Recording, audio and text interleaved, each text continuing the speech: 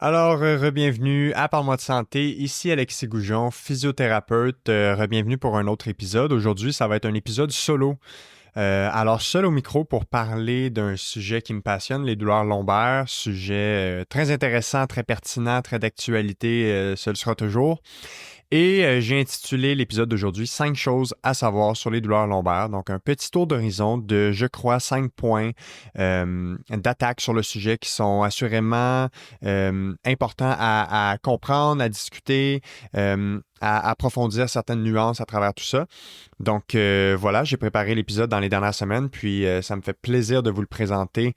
Je ne sais pas à quel moment il va être diffusé, je ne sais pas si je vous parle avant les fêtes ou après, mais bref, j'espère que vous allez aller apprécier l'épisode. Voilà, donc c'est parti pour 5 choses à savoir sur les douleurs lombaires.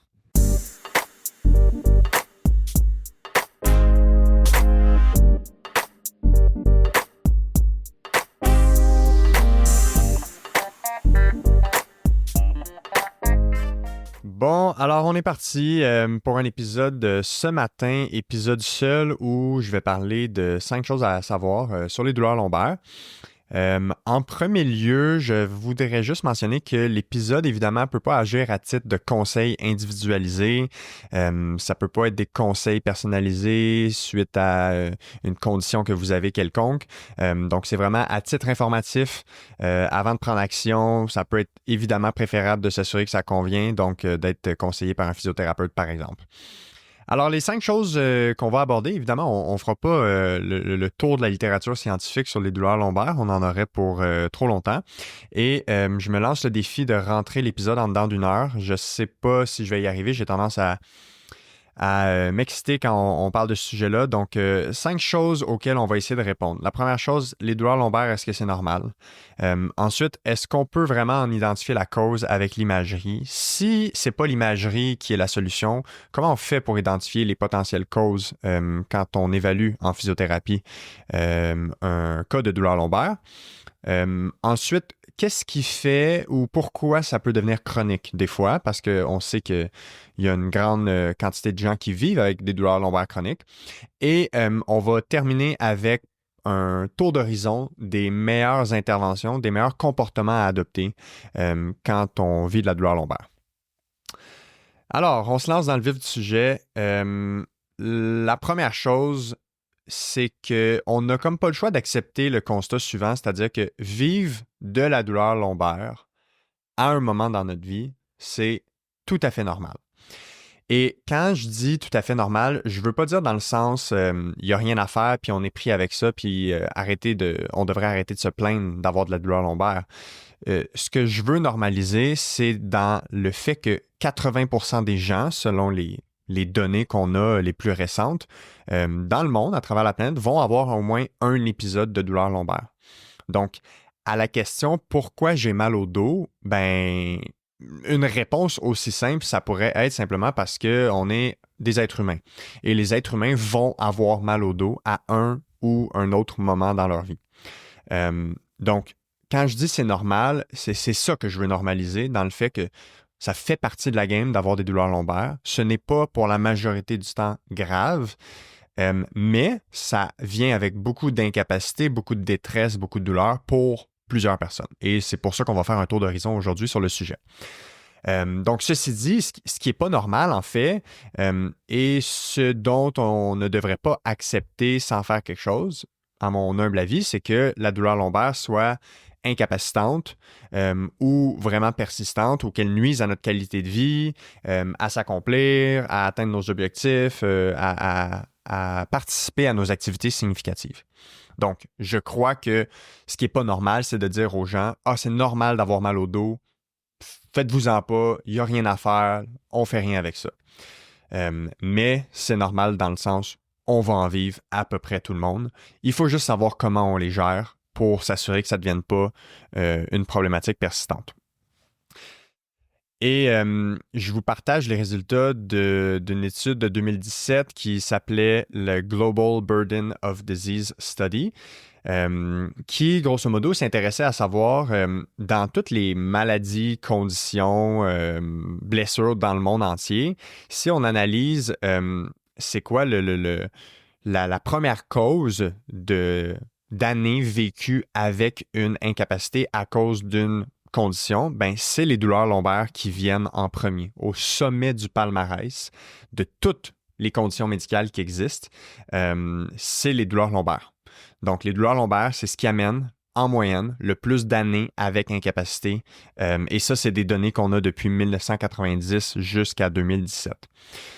Donc, pourquoi autant de douleurs lombaires? Pourquoi autant d'incapacité? Ben, tu sais, on peut pas passer à côté de ce qu'on appelle les déterminants sociaux des douleurs musculo-squelettiques. C'est-à-dire que au-delà de ce que les gens pourraient blâmer comme le vieillissement ou lever des charges, avoir des travaux physiques, être sédentaire, ben, il y a des déterminants sociaux de la santé, des déterminants sociaux des douleurs musculo-squelettiques. Fait qu'on sait que les gens qui ont un statut socio-économique plus précaire sont plus à risque d'avoir des douleurs musculo-squelettiques en général, mais ça inclut les douleurs lombaires. On sait que les gens qui vivent seuls, qui n'ont pas de relations sociales satisfaisantes, qui sont isolés, on sait que ces gens-là sont également plus propices à développer des douleurs musculo-squelettiques et ça inclut les douleurs lombaires, bien sûr.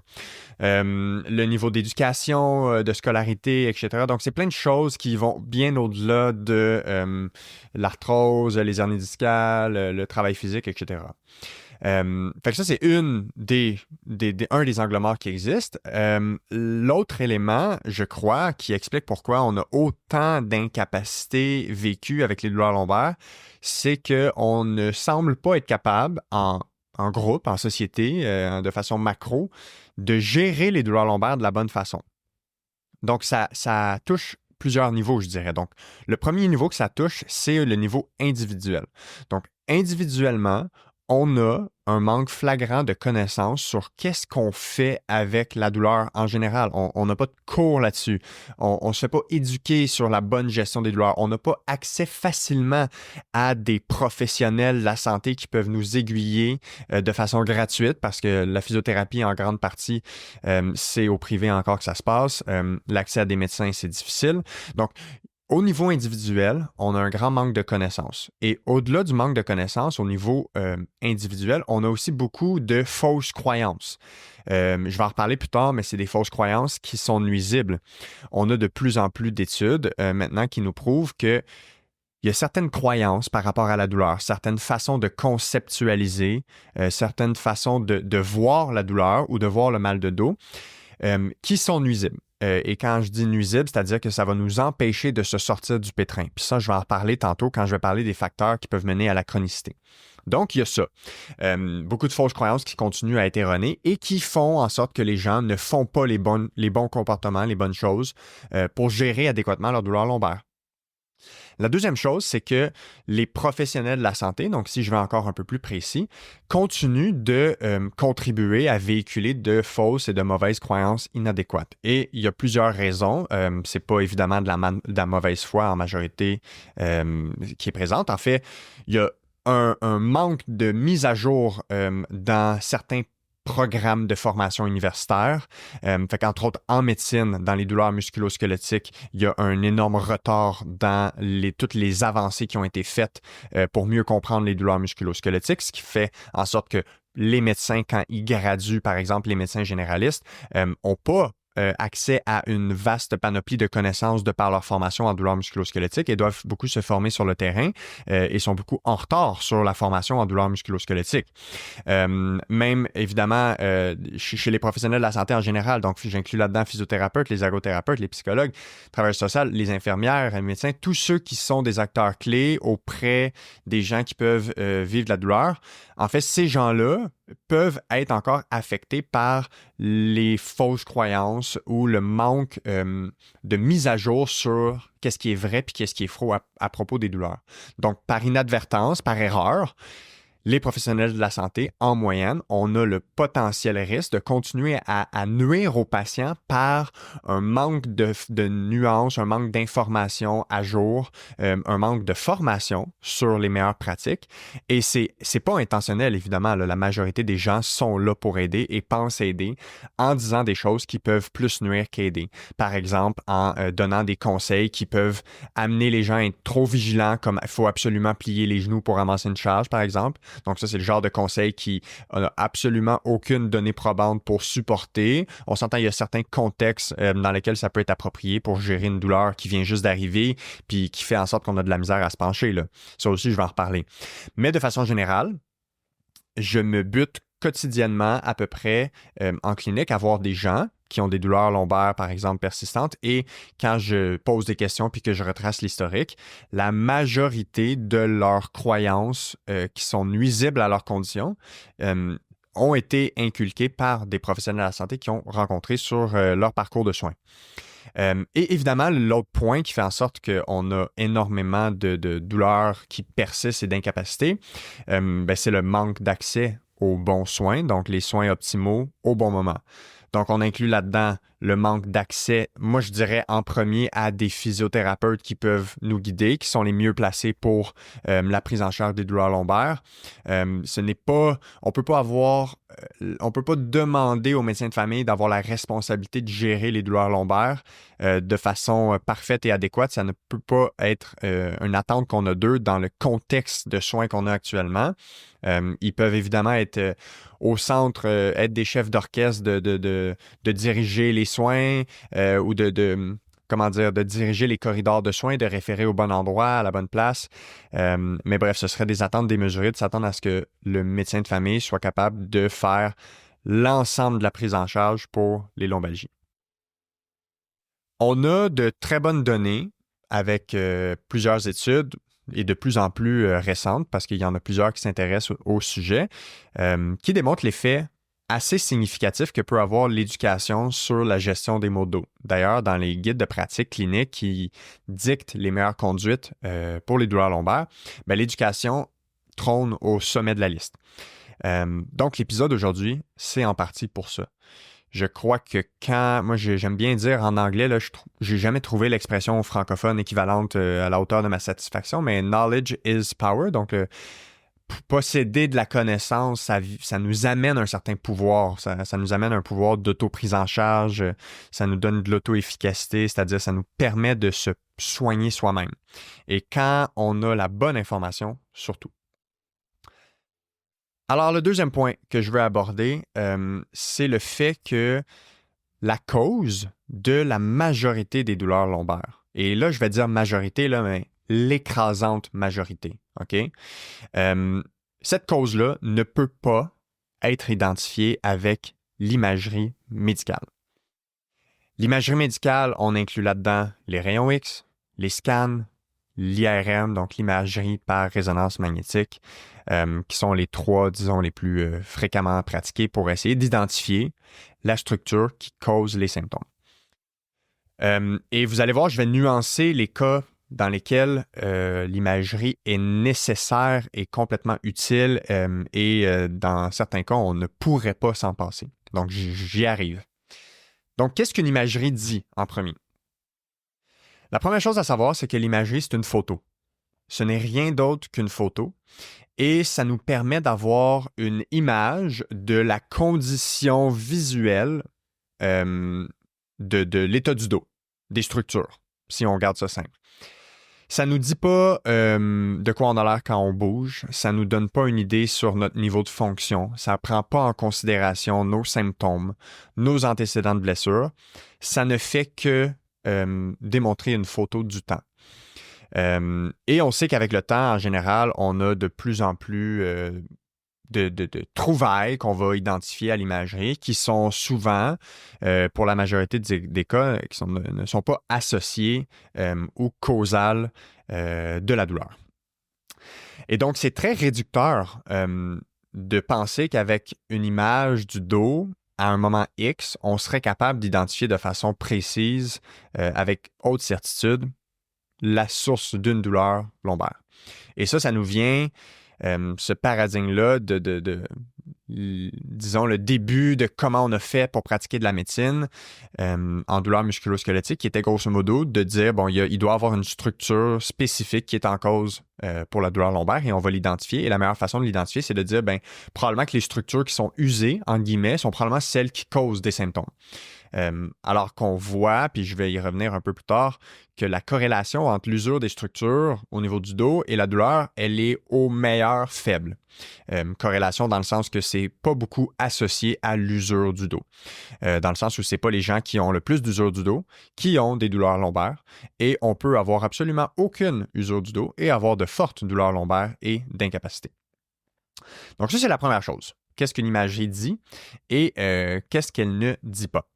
Et l'autre affaire qu'elle ne dit pas, c'est que, il y a deux choses. De un, la douleur, ce n'est pas visible sur l'imagerie. Il n'y a aucun radiologiste qui sort sa radiologie, son rayon X pour l'analyser, et qui dit « Ah oui, je vois, voici la douleur, là, je la vois, l'onde de la douleur, ou je vois cette tache noire qui est la douleur. » On ne voit pas la douleur à l'imagerie.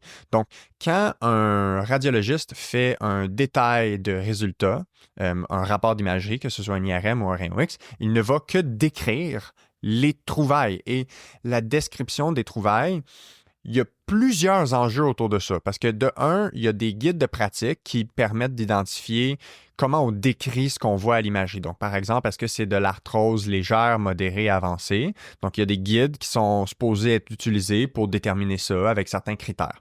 Ça, c'est la première chose. La deuxième chose, c'est que n'oublions pas que c'est un être humain qui analyse les résultats d'imagerie.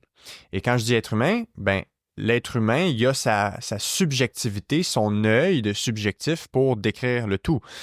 Donc, c'est pas tout le temps parfaitement objectif et on a également des études qui nous montrent que quand on met à l'aveugle des rapports d'imagerie à des radiologistes différents, ils ne vont pas avoir une corrélation parfaite dans ce qu'ils vont rapporter dans leur rapport.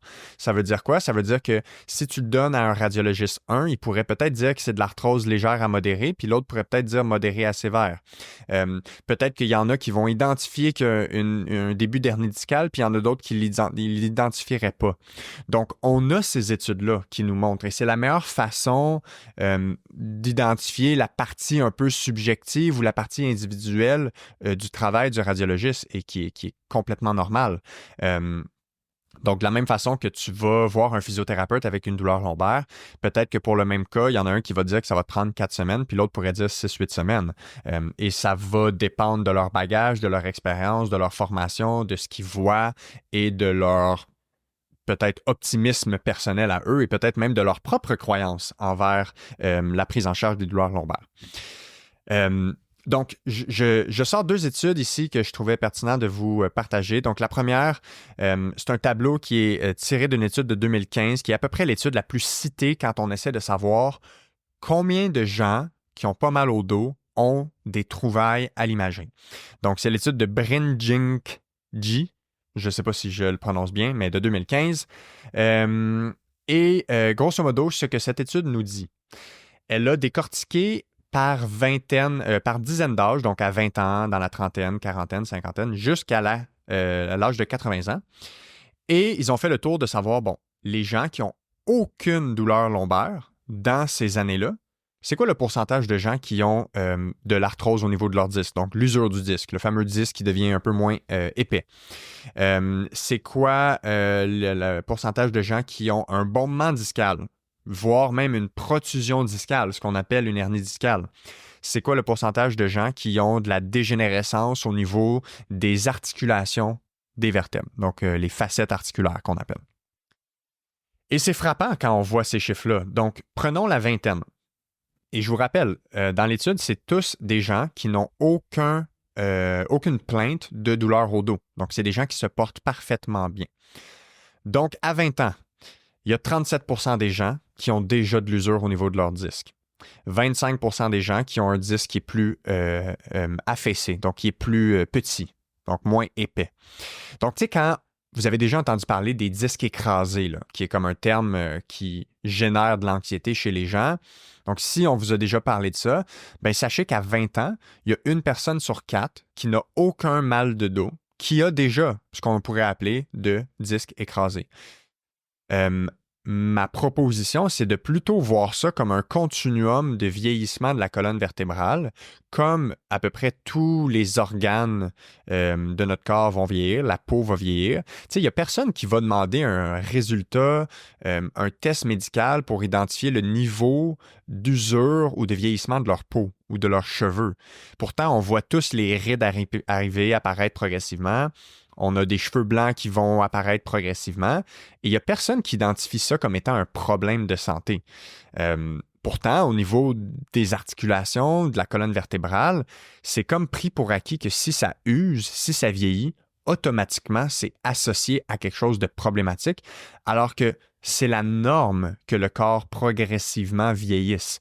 Et c'est pour ça que moi, j'ai plutôt tendance à parler de signes de vieillissement de la colonne vertébrale plutôt que de signes d'usure. Parce que usure, ça fait référence à comme si c'était pas supposé arriver, puis comme si c'était quelque chose d'anormal.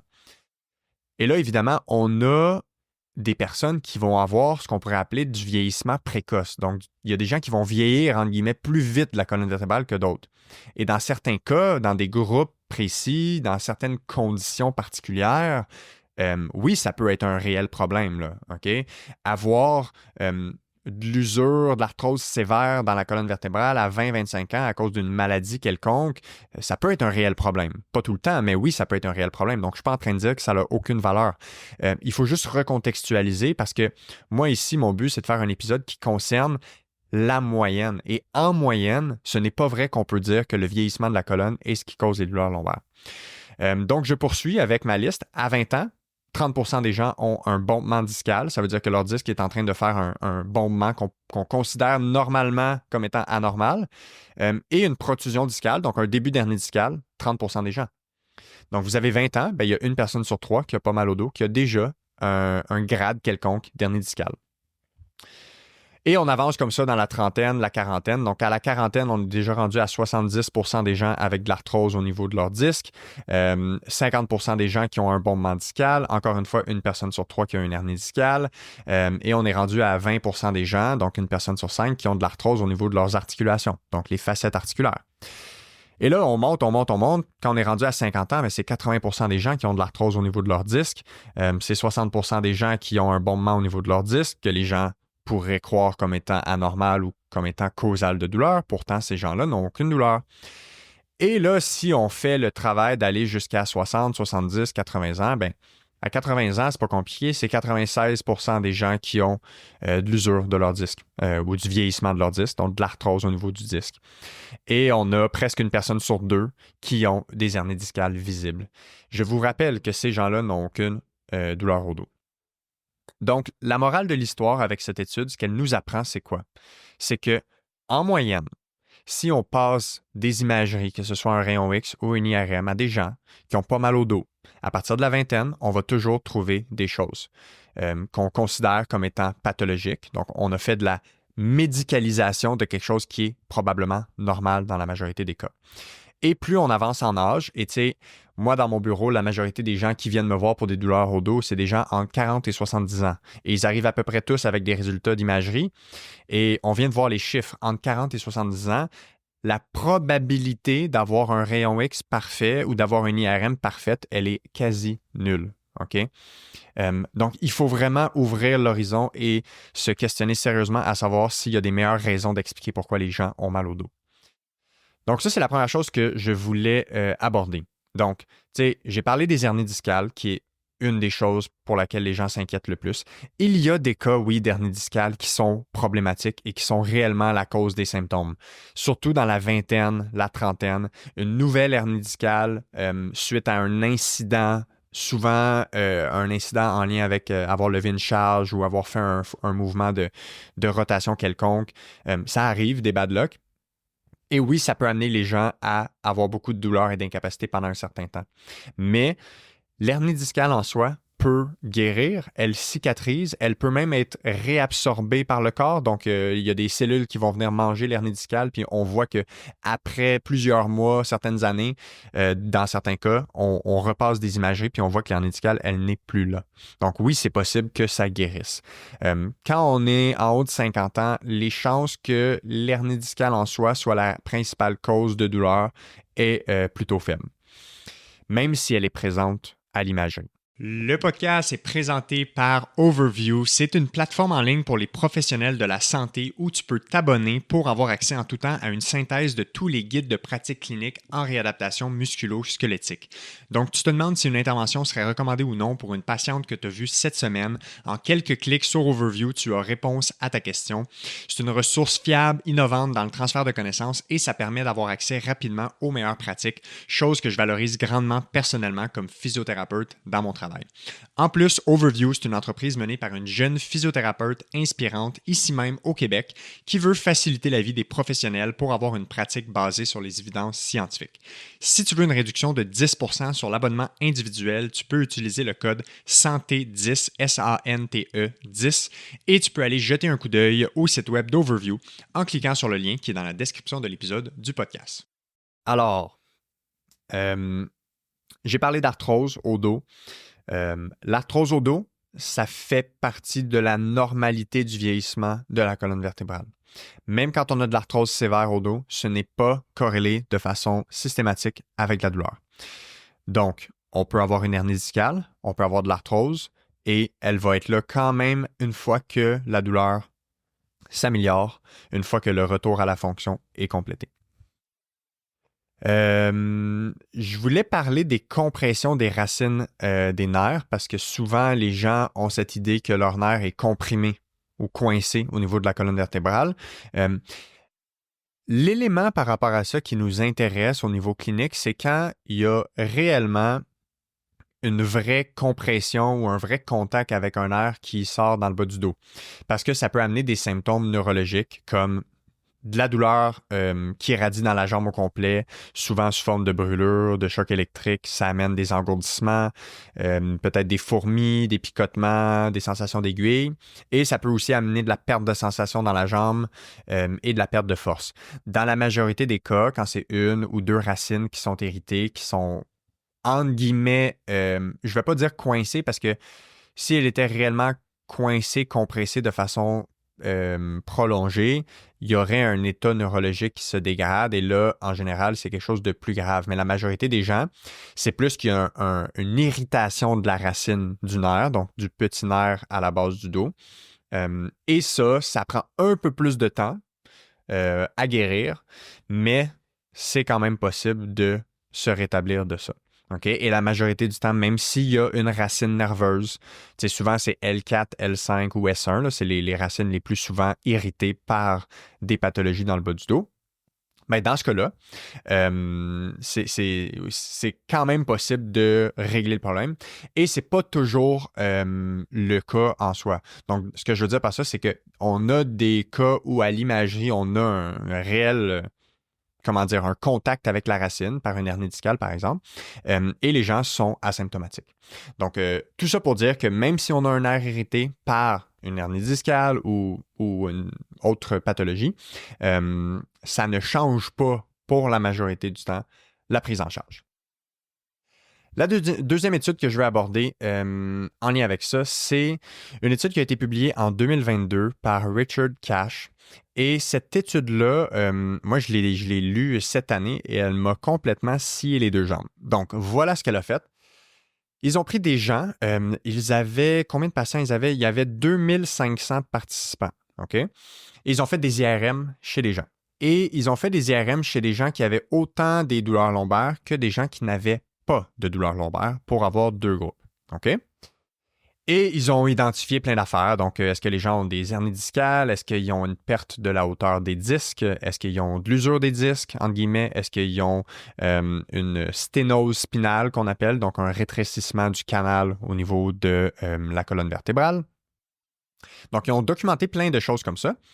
Et ils ont regardé, bon, au niveau au temps zéro, donc ce qu'on appelle le baseline, ils ont regardé combien de personnes avaient au moins une trouvaille, entre guillemets, anormale à l'IRM. Et ils ont comparé entre les gens qui avaient mal et les gens qui n'avaient pas mal. Donc, ce qu'on apprend, chez les gens qui ont de la douleur au dos, 77,8% avaient quelque chose d'anormal, entre guillemets, à l'IRM. Chez les gens qui n'avaient aucune douleur au dos, 74,4%. Donc, pratiquement les mêmes pourcentages de gens, on va trouver quelque chose à l'IRM que vous ayez une douleur au dos ou non. Ensuite, ils ont réussi à suivre 1819 de ces participants-là sur plusieurs années. En moyenne, ils ont suivi les gens pendant 6 ans et demi, OK, mais ça allait de quelques années à beaucoup plus longtemps que ça, mais en moyenne, 6 ans et demi de suivi. Et ils ont essayé de voir, est-ce que les gens qui avaient des trouvailles anormales à l'IRM, est-ce qu'on est capable de prédire si c'est eux qui vont avoir plus de mal au dos dans le futur? Et on n'a trouvé aucune association importante au niveau clinique pour prédire la douleur au dos chez les gens qui avaient des trouvailles à l'imagerie. Ça veut dire quoi? Ça veut dire que peu importe le résultat de l'IRM, on n'est pas capable d'identifier si quelqu'un aurait mal au dos ou non, si on était à l'aveugle et qu'on avait juste le rapport d'IRM. Et si on va plus loin que ça, avec un rapport d'IRM, on est incapable de prédire si quelqu'un va avoir mal au dos dans le futur. Incapable. Et ça, on s'entend en moyenne. Il y a évidemment peut-être certaines pathologies un peu plus avancées, plus spécifiques, qui pourraient mieux prédire les gens qui auraient mal dans le futur. Mais en moyenne, quand on a un IRM, on ne peut pas savoir qui a mal ou non, et on ne peut pas prédire si vous allez avoir de la douleur lombaire dans le futur. Donc ça permet de s'attaquer à un des plus grands mythes qui existent pour les douleurs lombaires, et c'est le suivant. J'ai une hernie discale dans mon IRM, donc je suis pris avec ça pour ma vie, puis je vais avoir mal toute ma vie. J'ai de l'arthrose dans mon dos à l'IRM ou à la radiographie, donc je suis condamné à avoir mal toute ma vie. L'idée d'être condamné à avoir mal ou de se prédire qu'on va avoir mal dans le futur à cause d'un résultat d'IRM ou d'imagerie haute, comme le rayon X, ça ne tient pas la route au niveau scientifique. On a les études qui ne supportent pas cela. Donc, ce n'est pas juste de ne pas avoir les études pour répondre à la question. On a les études qui nous démontrent qu'on ne peut pas prédire si quelqu'un va avoir mal au dos avec son résultat d'IRM. Et ils ont fait une analyse un peu plus détaillée que je trouvais intéressante.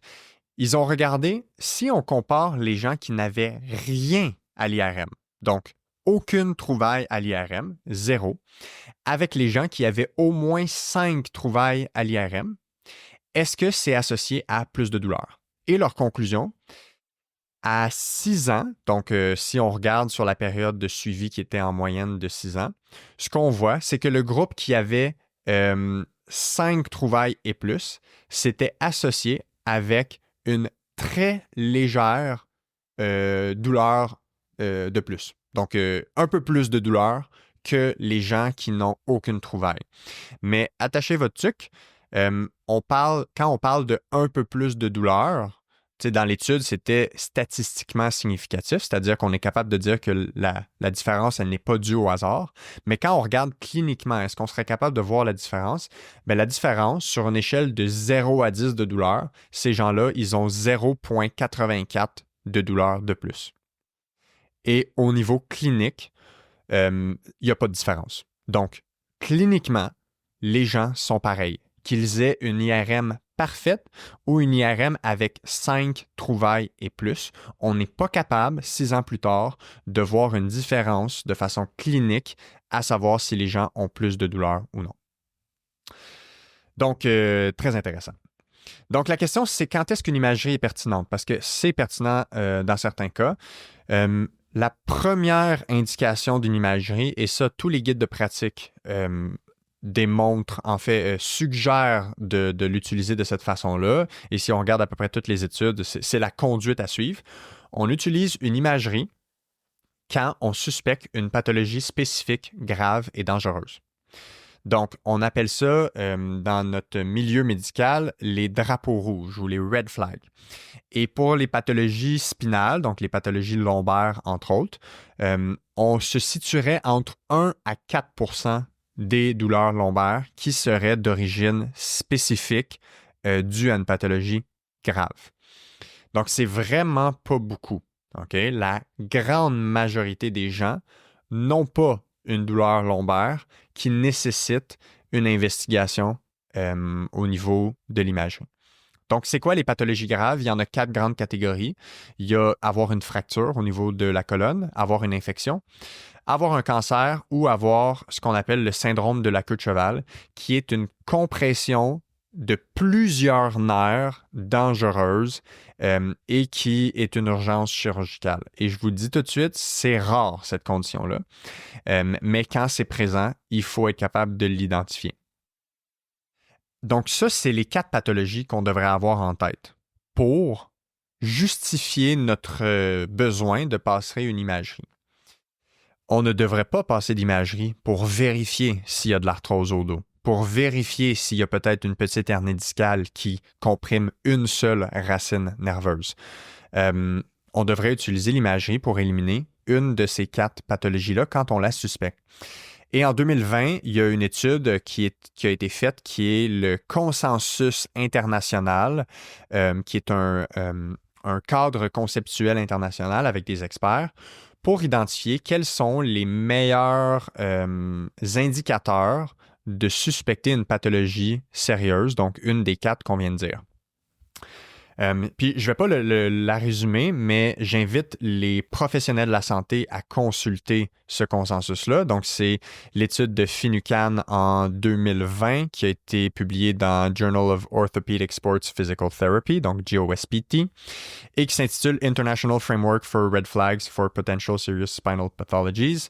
D'ailleurs, si vous êtes au Québec, j'invite les gens, en fait, peu importe où vous êtes, j'invite les gens à consulter le travail de résumé qu'avait fait Yannick Tousignan-Laflamme sur cette étude-là, qui a vraiment fait une job remarquable de faire une mini-formation en ligne qui est accessible.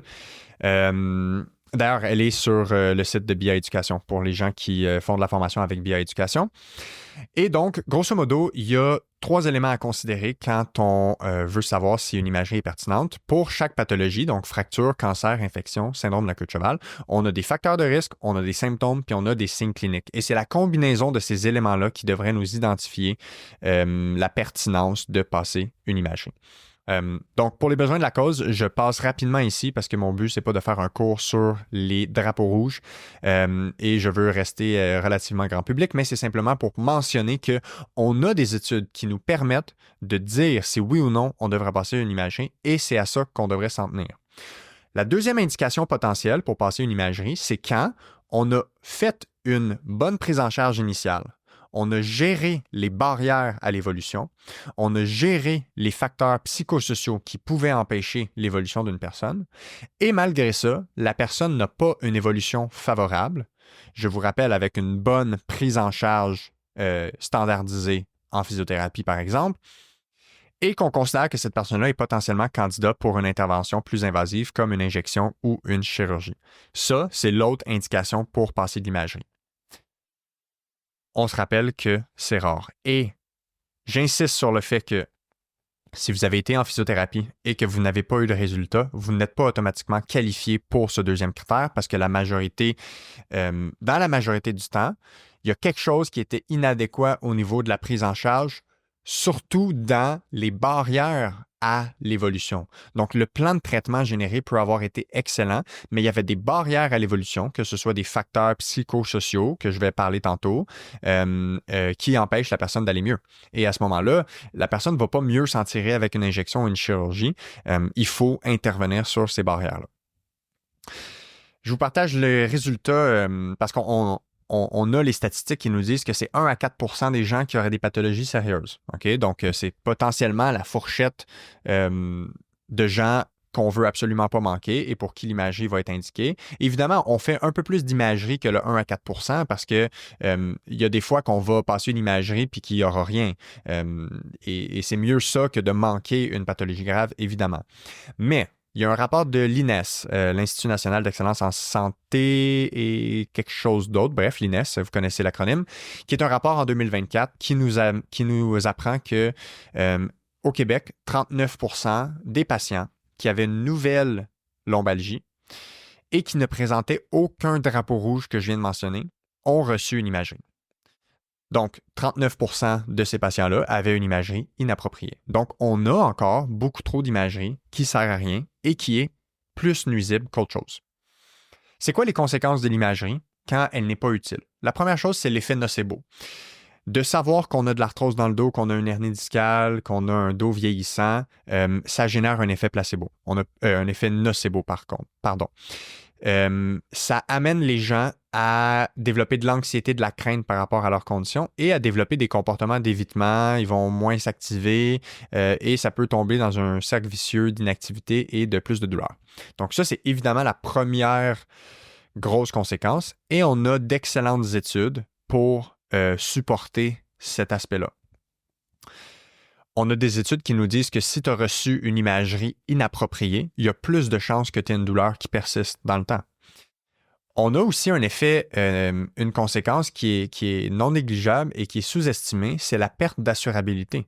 Si vous avez une imagerie de votre dos dans votre dossier de santé et que vous demandez une assurance invalidité, par exemple, ou que vous essayez de magasiner certaines assurances, vous pourriez ne pas être assurable. Vous pourriez perdre votre assurabilité à cause que vous avez un résultat d'imagerie à votre dossier, résultat d'imagerie qui pourrait ne pas avoir été utile du tout.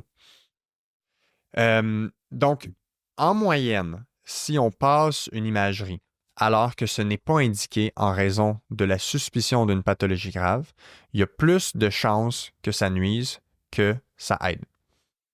Et les raisons principales, c'est ce que je disais. Donc, on arrive avec l'idée d'avoir une étiquette associée. Moi, j'ai une hernie discale. Moi, j'ai un dos avec de l'arthrose. Tu sais. Les gens s'identifient à cette étiquette-là. Ça génère des pensées catastrophiques, des croyances erronées et ça normalise le fait d'avoir de la douleur. Les gens vont accepter que pour eux, ils sont supposés vivre avec de la douleur parce qu'ils ont de l'arthrose au dos, alors que ça ne devrait pas être le cas. C'est ce qui m'amène à mon prochain point qui est comment on fait pour trouver la cause si ça ne peut pas être l'imagerie qui est notre meilleur ami pour identifier la source de nos symptômes ou pour identifier le plan de match. Alors la première chose à faire, c'est que on doit repenser c'est quoi le but avec un mal de dos. Donc, est-ce que le but, quand on a mal au dos, c'est d'identifier précisément la structure qui génère la douleur? Ou est-ce que le but, c'est d'identifier les catalyseurs, les drivers, les vecteurs de douleur et générer un plan de match pour intervenir sur ces vecteurs-là? En physiothérapie, notre job comme physiothérapeute, c'est d'optimiser le rendement fonctionnel. Ça veut dire quoi, optimiser le rendement fonctionnel? Ça veut dire on identifie qu'est-ce que la personne est supposée faire dans sa vie pour se sentir normale, accomplie, sentir qu'elle a une qualité de vie intéressante. C'est quoi ses activités, ses loisirs, ses sports, ses passions, son travail? C'est quoi ses prérequis pour avoir un fonctionnement normal et, disons, avoir du plaisir à faire ce fonctionnement-là? Ça, c'est le rendement fonctionnel optimal. Et nous, notre job, c'est d'amener les gens vers ça et on va faire la liste de ce qu'on appelle les déficiences qui sont reliées à empêcher la personne d'avoir son rendement optimal. Donc, c'est ça les drivers. Quand on parle de drivers ou de vecteurs de douleur, ben, on va identifier c'est quoi les vecteurs qui font que cette personne a encore mal et on va intervenir sur les vecteurs. Et vous voyez qu'en ce moment, je ne parle pas d'intervenir sur l'arthrose, je ne parle pas d'intervenir sur l'hernie discale, je ne parle pas d'intervenir sur la sténose spinale, sur la scoliose. On n'intervient pas là-dessus parce que de changer la structure, ben de un, c'est pas possible, OK? On ne change pas la structure, à moins de faire une chirurgie, mais vous allez voir, en fait, on a les données qui nous disent que la chirurgie, c'est des cas très extrêmes qui bénéficient de ça. Et donc, tout ça pour dire qu'on ne change pas la structure, on change le fonctionnement. On enlève les déficiences qui sont présentes et qui empêchent la personne de fonctionner normalement sans douleur. Donc, c'est quoi les drivers? C'est quoi les vecteurs les plus communs? Bon, premièrement, quand on a un trauma. Si on a un trauma, un accident quelconque, on va avoir évidemment potentiellement une perte de certaines structures, une perte de la capacité de certaines structures à être autant efficaces. Donc, peut-être qu'on va avoir développé de la perte de mobilité à cause de ça. Il y a certains muscles qui vont moins bien travailler, qui vont être moins efficaces. On peut avoir une perte de force, une perte de contrôle moteur qu'on appelle une perte de contrôle musculaire et on va vouloir intervenir là-dessus. Et évidemment, quand on a un trauma, ben, en général, si on fait bien les choses, le temps va faire son cours. La prochaine chose qu'on peut avoir, c'est une perte de tolérance spécifique à une direction de mouvement. Donc, Pour le dos, il y a deux mouvements principaux que le dos fait en général dans la majorité de nos activités. C'est le mouvement de flexion et d'extension. Le mouvement de flexion, c'est quand on enroule la colonne vers l'avant, donc quand on se penche, notre dos va arrondir. Et le mouvement d'extension, c'est quand on se penche vers l'arrière et que le dos va plus creuser. Donc, on peut, par moment, perdre notre tolérance à certains de ces mouvements-là. Donc, en général, les gens vont avoir une perte disons, de tolérance à une direction plus qu'une autre. Donc, on a de la littérature qui nous dit que chez le 3/4 des gens qui ont des douleurs lombaires environ, on a ce qu'on appelle une direction préférentielle. Ça veut dire qu'il y a un type de mouvement qui fait plus mal, puis un type de mouvement qui fait moins mal. Et grosso modo, 3 personnes sur 4 perdent la tolérance au mouvement de flexion. Okay? Donc, je vais en reparler concrètement après qu'est-ce que c'est la différence entre le mouvement de flexion et le mouvement d'extension. Donc, notre but, ça va être de ramener la personne à tolérer ces mouvements-là. Et là, il y a plein de stratégies différentes qu'on peut utiliser. L'autre driver que les gens peuvent avoir, c'est une exposition à une contrainte biomécanique trop élevée. Donc, ça fait référence à un débalancement entre la demande et la récupération. Okay? Certains pourraient reconnaître le concept de dosage du stress mécanique ou de quantification du stress mécanique, ou quand on a notre verre qui déborde, grosso modo, est-ce qu'on en a fait trop vite, ou est-ce qu'on en a fait trop par rapport à notre habitude, ou est-ce qu'on a simplement une moins bonne récupération que la normale temporairement parce qu'on est plus stressé, on a plusieurs choses à gérer, notre sommeil est moins bon, peut-être qu'on a été malade, bref, peu importe. Et ce débalancement-là entre la demande et la récupération, ça peut être chronique, donc ça peut s'accumuler sur le temps. Par exemple, si on a un travail physique ou un sport à une demande élevée, il faut s'assurer d'avoir une récupération qui vient contrebalancer la demande physique. La surcharge qui est bénéfique a priori si on a le repos adéquat. Et on peut avoir un débalancement entre cette demande-là qui est aiguë. Par exemple, un déménagement. Si vous n'êtes pas habitué de lever des charges dans la vie, de faire de la musculation, puis que vous faites un déménagement, ça demeure une surcharge vraiment ponctuelle d'un moment. Et si votre dos n'est pas habitué à ça, ça se peut qu'il soit douloureux. Ce n'est pas parce que le déménagement puis ramasser des boîtes, c'est dangereux. C'est simplement que vous n'êtes pas habitué à avoir votre dos entraîné pour tolérer ce genre de tâches-là. L'autre driver qu'on peut avoir, c'est les facteurs psychosociaux. Ça, je vais en reparler à la fin, donc je passe rapidement. Et on a une dernière catégorie qui serait les dysfonctions du système nerveux central. Donc, j'ai déjà fait un épisode spécifiquement sur les lombalgies chroniques, l'épisode numéro 42 avec Yannick Tousignan-Laflamme, et on a parlé de qu'est-ce que c'est ces dysfonctionnements-là du système nerveux central. Mais grosso modo, dans certains contextes, suite à une blessure, un trauma, une douleur, une maladie, une chirurgie, le système nerveux peut devenir inefficace et maladroit et dysfonctionnel pour gérer la douleur. Donc, les mécanismes qui sont normalement en place au niveau du système nerveux pour gérer la douleur peuvent devenir dysfonctionnels et ça entretient des douleurs au niveau physique chez les gens. Donc, je ne m'éternise pas là-dessus parce que ce n'est pas le but d'aujourd'hui, mais je fais juste parler du large éventail des potentiels vecteurs de douleur. Et dans l'épisode avec Yannick Tousignan-Laflamme, vous allez voir que si vous écoutez l'épisode 42, on a fait la liste des 5 grandes catégories de vecteurs dans le modèle qui a bien été documenté au niveau des études de Yannick Tousignan chez les lombalgies chroniques. Là, moi, ce que j'ai fait, c'est un survol de quelques catégories qu'on pourrait séparer, qu'on peut observer en clinique. Okay? Donc, les gens peuvent avoir un trauma, les gens peuvent avoir perdu une tolérance spécifique à un des mouvements, ils peuvent avoir été exposés à une contrainte mécanique un peu plus élevée, ils peuvent avoir des facteurs psychosociaux, puis ils peuvent avoir des dérèglements, si on veut, du système nerveux central.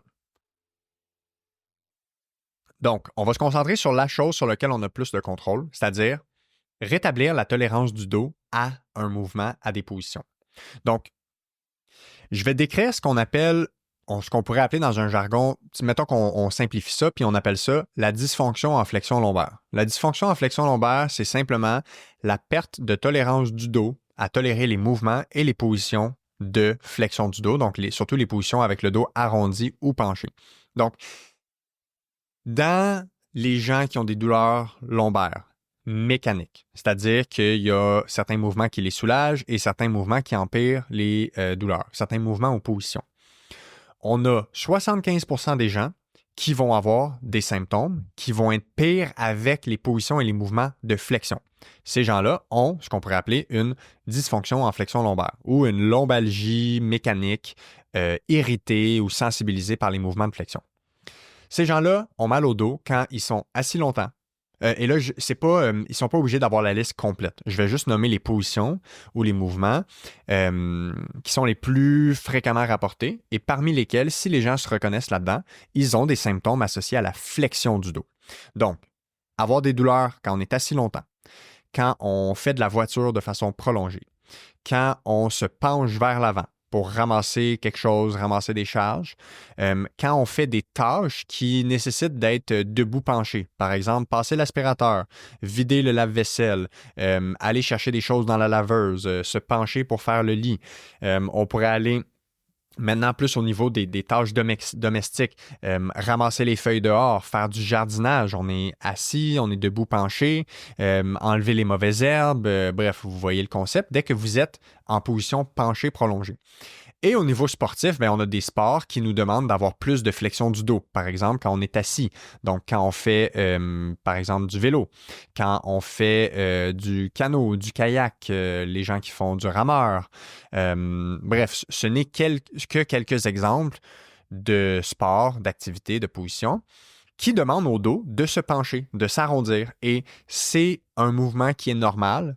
Le dos est fait pour se pencher, mais dans le contexte, dans certains contextes, c'est possible de perdre temporairement notre tolérance à la flexion lombaire. Donc, les gens qui sont dans cette catégorie-là, en général, ils vont être soulagés par le mouvement contraire, c'est-à-dire le mouvement d'extension. Donc, ces gens-là vont être mieux quand ils sont debout. Ils vont être mieux s'ils vont prendre une marche. Ça va les soulager. S'ils sont habitués de se pencher vers l'avant avec leur dos, ils vont remarquer que s'ils plient les genoux ou s'ils gardent le dos un peu plus redressé, ils vont sentir que c'est mieux. Quoi d'autre? S'ils sont assis, ils vont sentir que quand ils se redressent un peu plus le dos pour s'asseoir, donc d'avoir les fesses un peu plus sorties, le dos un peu plus creux, quand ils se tiennent entre guillemets droit, ces gens-là vont sentir qu'ils sont mieux quand ils sont assis. Ou ils vont avoir pris l'habitude de prendre des pauses debout pour se soulager. Donc, si vous vous reconnaissez là-dedans, vous avez ce qu'on appelle une dysfonction en flexion ou une lombalgie irritée par les positions et les mouvements de flexion. Et la première chose à faire quand on a mal au dos, à mon avis, si on veut bien gérer ça, à part évidemment des conseils généraux de rester actif, de ne pas prendre du repos prolongé, c'est d'identifier si nos douleurs semblent être irritées par la flexion ou l'extension. Donc, s'ils sont irrités par la flexion, avec le portrait clinique que je viens de mentionner, les conseils vont être adaptés spécifiquement à ces gens-là, à ces positions-là. Donc, c'est quoi les meilleurs conseils? De un, le plus possible que vous êtes capable de réduire le temps assis dans vos journées, le mieux vous allez vous porter rapidement. Et n'oublions pas, c'est une perte temporaire de la tolérance à la flexion. Donc, le but, c'est juste de permettre au corps de récupérer pour lui retrouver cette tolérance-là. Donc, on réduit le temps le plus possible assis. Par exemple, on utilise un bureau assis debout pour se lever aux heures, par exemple. Si ce n'est pas possible, c'est possible de travailler à genoux. Quand vous êtes à genoux, à une hauteur de bureau standard, vous allez remarquer que votre dos n'est pas arrondi, il est un peu plus redressé. Donc, ça peut être une stratégie de faire 5 minutes à genoux à chaque heure, même si ça peut sembler un peu farfelu. Allez marcher. Si vous allez marcher, le plus vous allez aller marcher, dans la mesure où on a identifié que la marche soulage, le mieux vous allez vous porter parce que c'est une activité qui fait de l'extension dans le dos et qui réduit la quantité de flexion que vous devez faire. Donc ça, c'est le genre de conseils qu'on peut appliquer. Quoi d'autre qu'on peut faire? Si vous faites de la course à pied, allez courir. Les gens qui ont mal au dos, des fois, se diraient « je ne dois pas aller courir, ça ne doit pas être bon pour mon dos ». Et pourtant, si vous avez des symptômes augmentés par la flexion, la course à pied, ça fait de l'extension et pour la majorité des gens, ça les soulage. Si vous n'avez pas le choix d'être assis, alors là, la meilleure façon temporaire de mieux tolérer la position assise, c'est de redresser le dos. Donc, de sortir les fesses, de mettre un petit coussin dans le dos, par exemple, comme un support lombaire pour se redresser. Vous allez vous asseoir en position qu'on appelle un peu plus neutre. Donc, vous n'allez pas être assis en position arrondie, complète, de façon prolongée. Ceci dit, ce n'est pas parce que la position assise, le dos arrondi est mauvaise, c'est juste que temporairement, vous avez perdu votre tolérance à cette position-là. Donc, on peut rétablir la tolérance, l'équilibre dans la tolérance, en s'assoyant le dos un peu plus redressé. Et vous allez voir que ça fait une grosse différence. C'est la même chose en voiture. Asseyez-vous avec le dos un peu plus creusé. Donc, ça, ce seraient les quelques conseils. Et peut-être qu'à court terme, on peut essayer de limiter d'être assis dans un divan très profond qui nous force à avoir le dos arrondi. Ça peut être une bonne idée, par exemple, d'amener une des chaises de la cuisine si on regarde la télé pour être capable de s'asseoir le dos un peu plus redressé. Je vous rappelle que ce sont des conseils temporaires. Le but, c'est de contrôler les symptômes et ensuite de repasser à autre chose. Le deuxième type, c'est les symptômes d'extension. Donc, je vous disais qu'une personne en fait, 3 personnes sur 4 ont des symptômes en général irrités par la flexion, mais on a une personne sur 4 qui a des symptômes irrités par l'extension. L'extension lombaire, c'est quoi? C'est quand on a le dos creux. Donc, on a le dos creux quand on est debout, sur place, quand on marche de façon prolongée. C'est des gens qui vont avoir mal dans ces positions-là. C'est des gens qui ont de la douleur au dos quand ils vont aller magasiner, quand ils vont faire leur épicerie. D'ailleurs, à l'épicerie, ces gens-là vont avoir le réflexe de se pencher sur leur panier d'épicerie pour se soulager. On appelle ça le shopping cart sign et les gens qui ont des douleurs au dos en position prolongée debout, c'est des genres de choses qu'ils vont faire par réflexe pour se soulager. Pourquoi ça soulage? Bien, simplement, on se penche un petit peu vers l'avant, donc on sort de la position d'extension. C'est aussi des gens qui vont avoir de la douleur au dos quand ils sont sur le dos, les jambes allongées. Ça peut être pire de dormir sur un matelas qui est ferme, de dormir en camping, par exemple, sur le dos. C'est des gens qui peuvent avoir mal quand on dort sur le ventre, parce qu'encore une fois, la position du dos, elle est plus creuse. Et c'est aussi des gens qui peuvent avoir des douleurs dans des sports qui demandent de l'extension du dos. Par exemple, la course à pied. Le volleyball, la natation, tous les sports en fait de raquettes. Ben, les sports de raquettes, il y a des mouvements de flexion où on se penche, mais la partie aller avec les bras dans les airs, donc les services, les smashs, je pense au volleyball, tennis, badminton, c'est un mouvement où on doit s'arquer vers l'arrière. Là, on fait un peu la banane vers l'arrière. Et ça, c'est un mouvement d'extension. Donc, ça peut être ça, le mouvement qui est mal toléré. Est-ce que j'en oublie? Ben, dans les tâches quotidiennes, dans les travaux domestiques, c'est des gens qui vont avoir mal au dos dans l'utilisation des bras dans les airs. Parce que quand on est debout avec les bras dans les airs, on se courbe vers l'arrière. Donc, changer des ampoules, je sais pas moi, visser des choses en hauteur, aller couper des branches dehors debout dans un escabeau, travailler dans les gouttières, aller faire de la peinture debout avec les bras dans les airs. Donc, tout ce qui amène le corps à se courber vers l'arrière, donc avoir le dos un peu plus creux. Donc, ces gens-là, les meilleurs conseils pour ces gens-là, premièrement, c'est de temporairement réduire la quantité de temps passé dans les tâches d'extension. Donc, si on est capable de réduire le temps prolongé debout, si on est capable de réduire les durées de marche puis de prendre certaines pauses assises, ça va aider. Si on est debout puis qu'on a mal pendant qu'on est debout, on peut se pencher pour avoir les mains sur les genoux. On peut serrer les fesses parce que quand on serre les fesses, si on réussit à faire une bonne contraction, en général, ça va amener un mouvement au niveau du bassin qui va venir un peu aplatir la colonne vertébrale.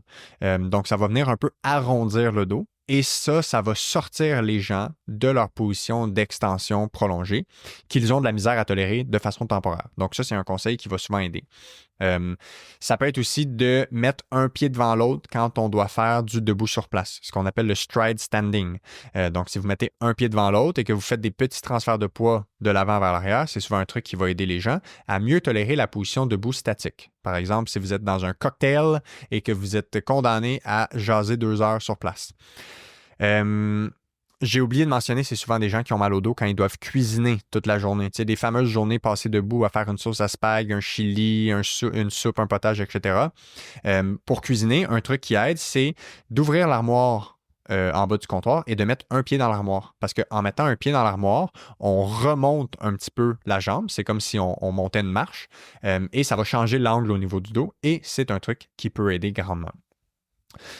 Donc, voici un tour d'horizon de certains conseils et évidemment, c'est des conseils qu'on applique de façon temporaire pour être capable de casser le mal de dos, de le gérer et pour récupérer la tolérance progressivement à la position debout longtemps. Si je continue dans la gestion des douleurs lombaires, je fais une toute petite parenthèse sur le rôle de la médication. De un, la médication pour les douleurs lombaires chroniques, c'est pas compliqué. Si on regarde les études, ça ne fonctionne pas. Je sais qu'il y a des gens qui se disent qu'eux, ils ont absolument besoin de leur dose de médicaments pour fonctionner, peu importe le type de médicament, mais quand on regarde les études, il y a très, très, très peu d'effets de la médication sur les douleurs lombaires chroniques. OK? Et même chez les douleurs aiguës, on a une étude qui a paru l'année passée, là je ne veux pas dire n'importe quoi, je crois que c'est 2023, mais c'est la première étude qui a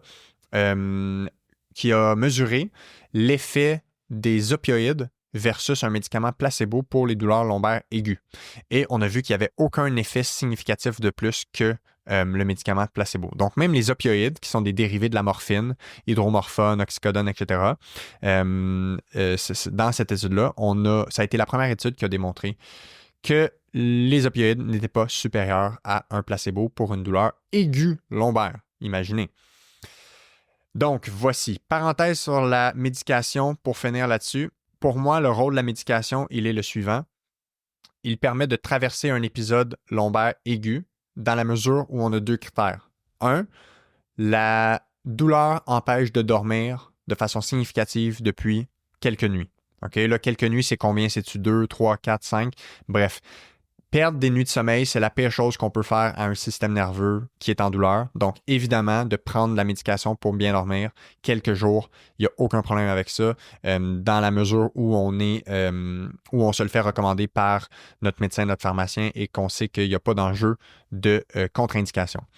Et la deuxième potentielle indication à la médication, c'est quand on n'est pas capable de faire notre fonctionnement normal de la journée, donc de passer à travers notre journée, le minimum qu'on doit faire pour fonctionner, malgré l'application des bons conseils, bien là, à ce moment-là, la médication, quelques jours, peut être utilisée pour contrôler la douleur. Mais la médication ne guérit pas le mal de dos. Elle permet de réduire la douleur pour progressivement nous permettre de reprendre le contrôle là-dessus. Donc, c'est tout ce que je dis sur la médication. Je ne veux pas m'éterniser là-dessus. Une autre intervention qui est une excellente approche à favoriser quand on a un mal de dos, en plus des trucs que je viens de décrire progressivement, c'est ce qu'on appelle l'exposition graduelle aux activités significatives. Donc, quand on a un mal de dos qui vient d'arriver, on devrait juste réduire quelques jours les activités qu'on fait. On essaie de rester actif, évidemment. On applique les conseils selon si on a des douleurs en extension ou en flexion. Et graduellement, on identifie c'est quoi les activités qui sont le plus important pour nous et on s'expose graduellement à ces activités-là de façon progressive pour être capable de retourner à nos activités. Donc, c'est la chose la plus importante à faire. Prochain point. Pourquoi les douleurs deviennent chroniques des fois? Donc, les principales causes d'évolution défavorable. Alors, ça mériterait un épisode entier. J'en parle à travers différents épisodes, des facteurs psychosociaux, des facteurs qui mènent à la chronicité. Je vais faire un 5-6 minutes là-dessus aujourd'hui seulement, simplement pour dire la chose suivante. Ben, je dirais deux choses. La première raison qu'une douleur lombaire va devenir chronique, c'est si elle n'a pas été prise en charge de la bonne façon. Et là, ça, c'est large. Donc, ça veut dire, est-ce que vous avez fait les bonnes choses, les bons comportements? Est-ce que vous avez eu le bon accompagnement, les bons traitements? Est-ce qu'on vous a généré un plan de match idéal? OK? Ou est-ce que vous avez généré votre propre plan de match idéal? OK? Donc, de façon simple, un problème qui est mal traité ou mal pris en charge, ça peut devenir chronique. Donc, ça, c'est la première raison. La deuxième raison, on peut faire quand même les bonnes choses, on peut avoir été conseillé le bon plan, avoir reçu les bons traitements et quand même chroniciser si on a la présence de facteurs psychosociaux.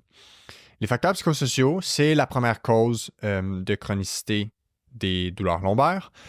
Et j'ai présenté là-dessus à l'automne aux médecins de famille dans leur congrès à Québec et ça m'a fait replonger dans la littérature sur le sujet. Et c'est pour ça que je vais vous parler aujourd'hui d'un phénomène principal.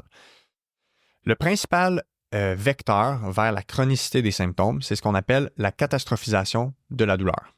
OK? Ou en fait, mettons que je reviens un pas en arrière, c'est ce qu'on appelle la peur reliée à la douleur. Donc en anglais, ils vont parler de pain-related fear. OK? Donc, Le principal vecteur de chronicité qu'on voit dans les facteurs psychosociaux, c'est celui-là. C'est celui qui est le plus rapporté, le plus documenté et qui est en relation avec plein d'autres vecteurs qui, eux aussi, peuvent amener à avoir des symptômes qui se prolongent. C'est pour ça que je parle de celui-là, parce que c'est probablement celui par lequel on peut le plus passer pour avoir le plus grand impact. Donc, la pain-related fear, peur reliée à la douleur, c'est principalement en lien avec la catastrophisation de la douleur, ce que je disais juste avant.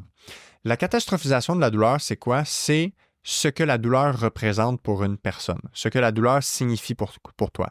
Quand tu as mal, qu'est-ce que tu penses qui se passe? Qu'est-ce que tu penses que c'est? Puis qu'est-ce que tu penses qui va se passer?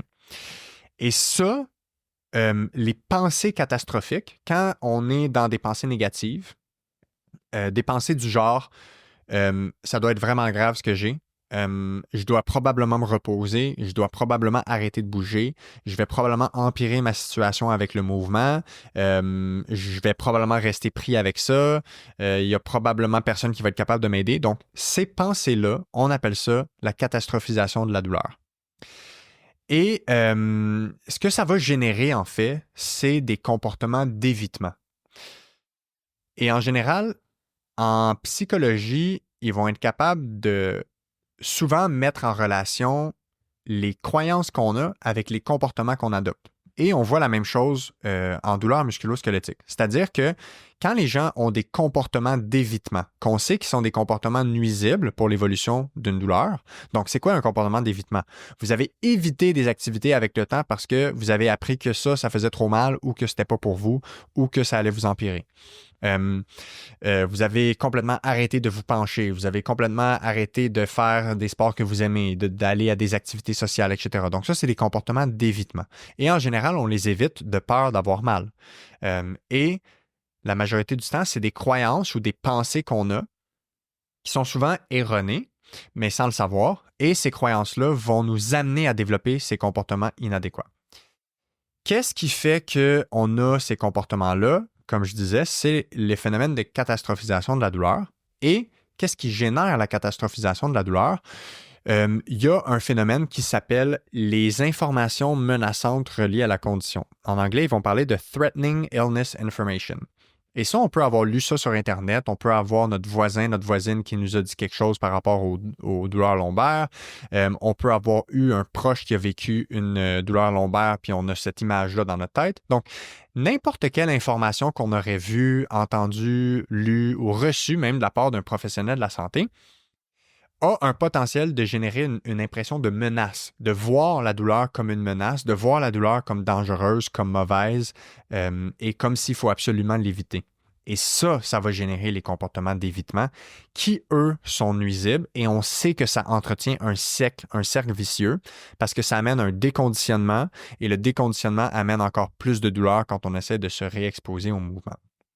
Donc, concrètement, comment on les gère, ces facteurs psychosociaux-là, ce facteur-là spécifiquement en lien avec la peur de la douleur, l'évitement, la catastrophisation, les croyances qu'on a et qui nous font peur par rapport à notre douleur.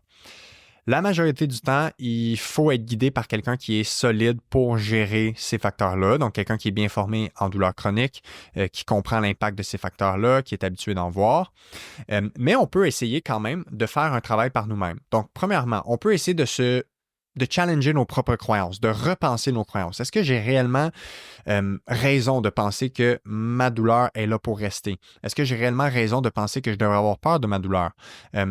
Et une fois qu'on essaie de repenser nos croyances, la meilleure solution, c'est de faire de l'exposition graduelle aux activités significatives. Donc, il faut identifier les activités qui nous sont les plus chères, les activités qui nous apportent le plus de sens, de plaisir, de bonheur. Donc, c'est quoi qu'on a délaissé à cause de la douleur qu'on veut essayer de reprendre. Et on devrait se faire un petit plan de match pour faire un pas à la fois pour se rapprocher de ça. Donc, par exemple, si, qu'est-ce qui pourrait être un bon exemple? Si une des activités significatives, c'était de, je sais pas moi, d'aller jouer avec les enfants au parc. Prenons ça comme exemple. On a arrêté d'aller jouer avec les enfants au parc à cause de notre mal de dos. Bien, si on décortique ça en petits morceaux, bien, la première étape, ça pourrait être simplement d'aller au parc sans jouer. aller au parc pour voir les enfants jouer. Ça pourrait être d'aller au parc puis de faire 5 minutes d'activité avec eux. Puis peut-être que dans les activités, on choisit celles qu'on sait qui nous font le moins peur, celles qu'on sait qui vont avoir qui vont à se mieux le porter. On prend par petites bouchées l'activité qu'on augmente de plus en plus et on reprend confiance, on se reprouve que l'activité n'est pas si menaçante que ça finalement et qu'on est capable d'y revenir progressivement. Donc, c'est un survol rapide, mais c'est simplement pour insister sur le fait que quand les gens ont des douleurs qui deviennent chroniques, la majorité du temps, les gens ont ce qu'on appelle des facteurs psychosociaux. Et je vous le dis, il faut intervenir là-dessus. Ce n'est pas parce que ce n'est pas une affaire de c'est dans votre tête, ça n'a pas rapport avec ça. C'est que c'est très difficile d'empêcher quelqu'un de développer des facteurs psychosociaux. C'est difficile de s'empêcher soi-même de développer des craintes en lien avec notre peur, de développer des croyances erronées, de ne pas écouter l'entourage qui nous dit des choses qui sont peut-être fausses par rapport à notre douleur puis qui nous amènent à nous surprotéger. Donc, parce que c'est difficile d'empêcher les gens de développer ça, parce que l'accès à l'information est rendu vaste, puis on peut lire toutes sortes de choses sur Internet, il y a la majorité des gens qui auront des facteurs psychosociaux. Et moi, de façon clinique, je vous le dis, je ne vais pas dire 100% parce qu'il y a des exceptions, mais 95% des gens que je vois pour une douleur lombaire chronique, surtout les cas de j'ai vu déjà 1, 2, 3, 4, 5, 10 personnes pour cette douleur lombaire-là, 95% de ces gens-là ont principalement comme barrière des facteurs psychosociaux. Et c'est souvent des croyances nuisibles, des comportements nuisibles. Et ça se traite. On peut prendre en charge, on peut faire un plan d'intervention pour régler ça. La douleur chronique, ça se traite. Il ne faut juste pas traiter ça de la même façon si c'est pas... si c'est un problème purement mécanique, purement de personnes qui ne respectent pas leurs limites, ça se fait un dosage de juste réapprendre à bien tolérer les activités, puis d'avoir un programme d'exercice en ce sens, puis de respecter progressivement les limites jusqu'à temps qu'il n'y ait plus de limites, ça se fait. Mais si ce n'est pas un problème purement mécanique, on ne devrait pas traiter ça comme un problème purement mécanique. Comme Einstein disait, la définition de la folie même, c'est de répéter les mêmes choses en s'attendant à un résultat différent. Donc, s'il y a des facteurs psychosociaux qui sont des barrières significatives au bon comportement, ça doit être notre intervention principale et ça ne néglige pas le fait, en fait, ça n'exclut pas le fait qu'on va faire un plan de match aussi pour régler le problème musculo-squelettique qui était à la base. Donc, je termine avec un petit résumé parce que j'ai déjà dépassé mon heure. On va plutôt avoir fait 1h15, mais c'est correct.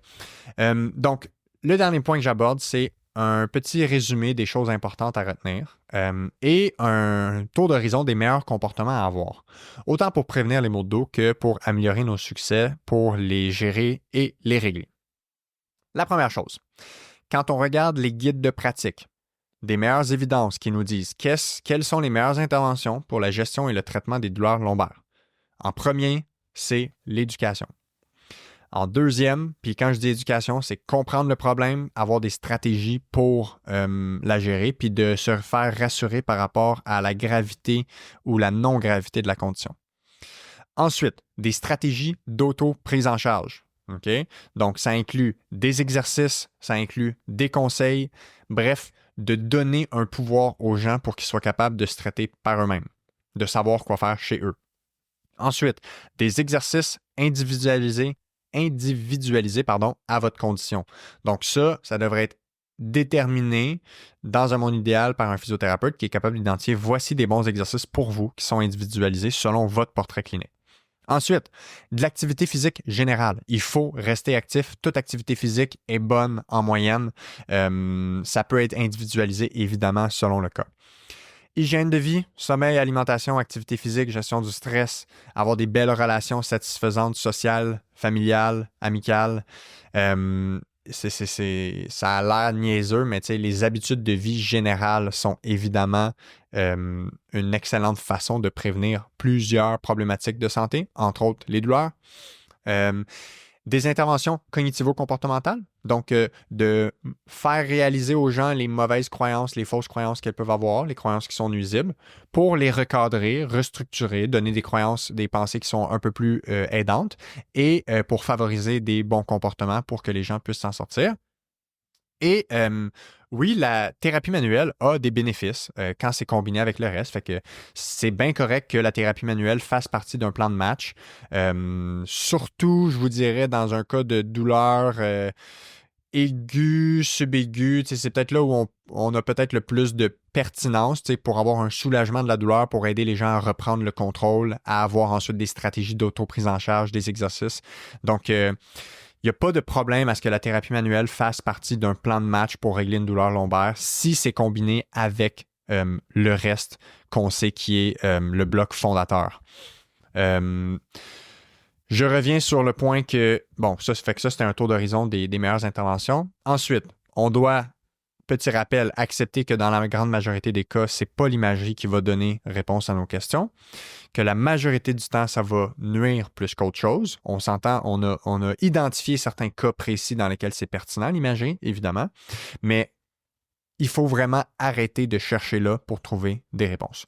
Surtout si vous avez eu une imagerie puis qu'on vous a dit qu'il n'y a rien de grave, entre guillemets, ou que c'est toutes les choses qu'on a dit tantôt qui étaient un vieillissement à peu près normal de la condition. Analysez vos habitudes de sédentarité. Avez-vous assez de mouvement dans votre vie? Si la réponse est non, je vous garantis que vous allez tirer des bénéfices à augmenter la quantité de mouvement dans votre vie. Avez-vous des croyances nuisibles? On vient d'en parler. Trouvez c'est quoi les croyances que vous pensez qui vous nuisent. Trouvez quelqu'un qui peut vous aider à les identifier. Trouvez les bonnes façons de la gérer. Et les physios qui sont bons en douleur chronique, en général, sont capables de vous aider à les identifier puis à faire un plan de match pour vous aider avec ça. Un survol de bons comportements à avoir en moyenne dans la vie. Si vous avez des périodes prolongées de position statique, debout statique, assis statique, apprenez comment modifier votre position du dos pendant la position statique pour varier vos postures, pour ne pas être tout le temps dans les mêmes postures. C'est plus souvent l'absence de variation des postures qui est problématique plutôt que la posture elle-même. Essayez de vous entraîner à lever des charges dans la vie. De la musculation pour permettre au dos d'être capable de lever des charges. Il y a beaucoup plus de gens qui font de la musculation, qui n'ont pas mal au dos, je vous garantis, que de gens qui ne font pas de musculation. Donc, la sédentarité, il y aura beaucoup plus de douleur au dos dans la sédentarité que dans les gens qui font de la musculation. La musculation, ce n'est pas dangereux pour le dos. J'en ai parlé dans un épisode sur la musculation avec François Raymond. À la fin, on a parlé des douleurs lombaires, de la musculation, de la technique.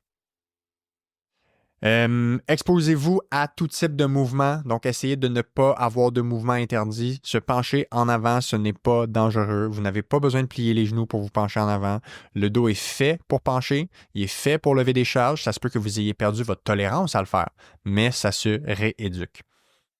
Méfiez-vous des dosages dans les activités saisonnières. Donc, si vous n'êtes pas habitué de faire de l'activité physique puis que l'hiver, vous pelletez comme des déchaînés et au printemps, vous faites du ménage de printemps puis en juin, vous faites des déménagements, mais que vous ne faites pas d'activité physique puis que vous n'entraînez pas le dos à l'année longue, ça se peut que votre dos vous dérange à ces moments-là.